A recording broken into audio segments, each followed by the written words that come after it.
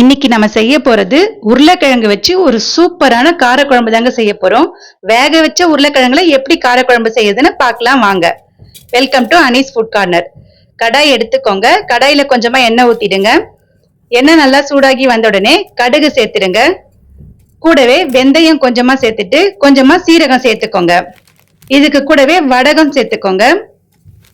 வெந்தயம் சீரகம் எல்லா காரக்குழம்பு செய்யும் போதுமே சேர்த்துக்கலாம். அது சேர்க்கும் போது நல்ல வாசனையா இருக்கும். வடகம் ஆப்ஷனல் தான், இருந்தா சேர்த்துக்கோங்க. இப்ப இது எல்லாம் நல்லா பொரிஞ்சு வந்துருச்சு. இப்ப நம்ம வெங்காயம் அரிஞ்சு வச்சதை சேர்த்துக்கலாம். இது கூடவே பூண்டு கருவேப்பிலையும் சேர்த்துக்கோங்க. பூண்டு நிறைய சேர்த்துக்கோங்க. காரக்குழம்புல பூண்டு எந்த அளவுக்கு சேர்த்துக்கிறோமோ அந்த அளவுக்கு ருசியா இருக்கும். வெங்காயம் நல்லா வதங்கி வரணும். பாருங்க, இந்த அளவுக்கு நல்லா வெங்காயம் வதங்கி வரணும். இப்ப நம்ம தக்காளி சேர்த்துக்கலாம். அடுப்பு லோ ஃப்ளேம்ல வச்சிடுங்க. இப்போ அதுக்குள்ள உருளைக்கிழங்கு நல்லா வெந்து வந்துருச்சு. இப்போ நம்ம இதை தோல் உரிச்சிட்டு இந்த மாதிரி கட் பண்ணி எடுத்துக்கலாம். இப்போ பாருங்க, வெங்காயம் தக்காளி நல்லா வதங்கி வந்துருச்சு. இப்போ நம்ம மிளகாய் தூள், மஞ்சள் தூள், உப்பு சேர்த்துக்கலாம். மிளகாய் தூள் நான் வீட்டில் அரைச்ச மிளகாய் தூள் தாங்க சேர்த்துருக்கிறேன். மிளகாய் தனியை சேர்த்து அரைச்ச தூள் தான் சேர்த்துருக்கிறேன். இது கூடவே மஞ்சள் தூள் உப்பும் சேர்த்துட்டு எல்லாத்தையும் நல்லா கலந்து கொடுத்துருங்க. நீங்க தனி மிளகாய் தூள் சேர்க்கிறதா இருந்தா 1 ஸ்பூன் மிளகாய் தூளுக்கு 1.5 ஸ்பூன் அளவுக்கு தனியாத்தூள் வீதம் சேர்த்துக்கோங்க. இப்ப பாருங்க, எல்லாத்தையும் நல்லா எண்ணெயிலே கலந்து கொடுத்துருங்க. இப்ப புளி நல்லா திக்கா கரைச்சி வச்சிருக்கிறேன். இப்ப நம்ம இந்த புளி கரைசலை இதுல சேர்த்துடலாம். சேர்த்துட்டு எல்லாத்தையும் நல்லா கலந்து கொடுத்துட்டு தண்ணி நல்லா தாராளமா சேர்த்துக்கோங்க. ஏன்னா இது குழம்பு நல்லா கொதிச்சு வரணும். தண்ணி சேர்த்துக்கோங்க. சேர்த்துட்டு எல்லாத்தையும் நல்லா கலந்து கொடுத்துட்டு தட்டு போட்டு மூடி வச்சிடுங்க. இது நல்லா கொதிச்சு வரட்டும். குழம்பு நல்லா கொதிச்சு வரத்துக்குள்ள நம்ம ஒரு தேங்காய் பேஸ்ட்டை அரைச்சி எடுத்துட்டு வந்துடலாம். இப்போ ஒரு மிக்சி ஜார்ல ஒரு அரை மூடி அளவுக்கு தேங்காய், கூடவே கசகசா சேர்த்துக்கோங்க.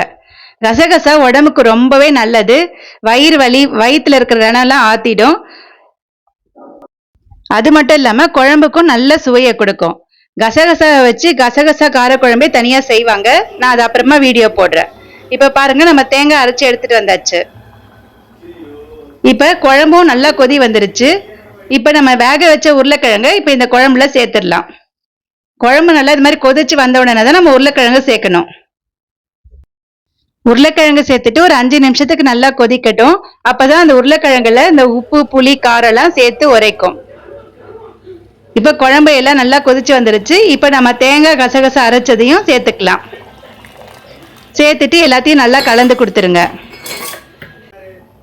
இப்போ ஒரு 5 நிமிஷம் அளவுக்கு குழம்பு நல்லா கொதிச்சு வரட்டும். கொதிச்சு எண்ணெய்லாம் பிரிஞ்சு வரும். அவ்வளவுதாங்க, சூப்பரான உருளைக்கிழங்கு காரக்குழம்பு அட்டகாசமா ரெடி ஆயிடுச்சு. மிளகு குழம்பு, சுக்கு குழம்பு, இஞ்சி குழம்பு, அது மாதிரி நிறைய காரக்குழம்பு ரெசிபிஸ் நம்ம சேனல்ல போட்டிருக்கோம். அதனால மறக்காம நம்ம சேனலை சப்ஸ்கிரைப் பண்ணி வச்சுக்கோங்க. சப்ஸ்கிரைப் பண்ணவங்க இந்த வீடியோஸ் எல்லாம் பிடிச்சிருந்தா லைக் போட்டு விட்டுட்டு உங்க ஃப்ரெண்ட்ஸ் அண்ட் ஃபேமிலிக்கும் ஷேர் பண்ணி விடுங்க. சூப்பரா நல்ல கமகமான உருளைக்கிழங்கு காரக்குழம்பு சூப்பரா ரெடி ஆயிடுச்சு. நல்ல சுட சுட சாதத்துல இந்த உருளைக்கிழங்கு காரக்குழம்ப ஊத்திட்டு அதுக்கு ஒரு கூட்டு வச்சு சாப்பிட்டோம்னா அந்த அளவுக்கு சூப்பரா இருக்கும். இதோட சுவையில நீங்களே மெய் மறந்து போயிடுவீங்க. கண்டிப்பா இதை நீங்க உங்க வீட்டுல ட்ரை பண்ணி பாருங்க. நன்றி, வணக்கம்.